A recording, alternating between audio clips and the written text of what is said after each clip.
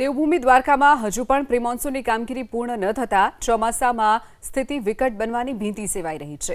દ્વારકાના ISKCON ગેટથી Rabari gate સુધી national highway પર છેલ્લા કેટલાક સમયથી ડ્રેનેજ લાઇનની કામગીરી ચાલી રહી છે। આ કામગીરી પૂર્ણ થયા બાદ નવા આરસીસી રોડનું નિર્માણ કરાશે। એક તરફ પવિત્ર પુરુષોત્તમ માસ ચાલી રહ્યો છે, જેના કારણે ભક્તોનો સતત ધસારો રહે છે।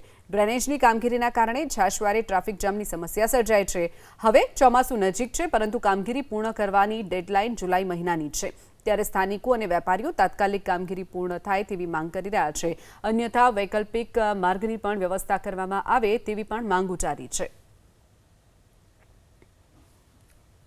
375 લાખ રકમમાં આ રસ્તાને ડામરમાંથી સીસી રોડ કરવા મંજૂરી સરકારશ્રી દ્વારા આપવામાં આવેલ છે।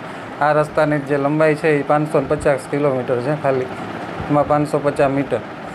અને આ રસ્તામાં બંને સાઈડ જે ચોમાસામાં જે દર વર્ષે પ્રશ્ન થાય છે ઇસ્કોન ગેટ પાસે પાણીનો, એના માટે બંને સાઈડ ડ્રેન લેવામાં આવેલ છે અને આખો વચ્ચેના ભાગમાં 4 લેન સીસી રોડ લેવામાં આવે છે અને લાઇટિંગ સિસ્ટમ સાથે। અને આ રસ્તો એજન્સી આર્યન કન્સ્ટ્રક્શન હાથલા દ્વારા અત્યારે સાઈડ ડ્રેનની કામગીરી પ્રગતિ હેઠળ છે, જે અંદાજિત એજન્સી દ્વારા 7મા મહિનાના એન્ડ સુધીમાં પૂર્ણ કરવામાં આવશે।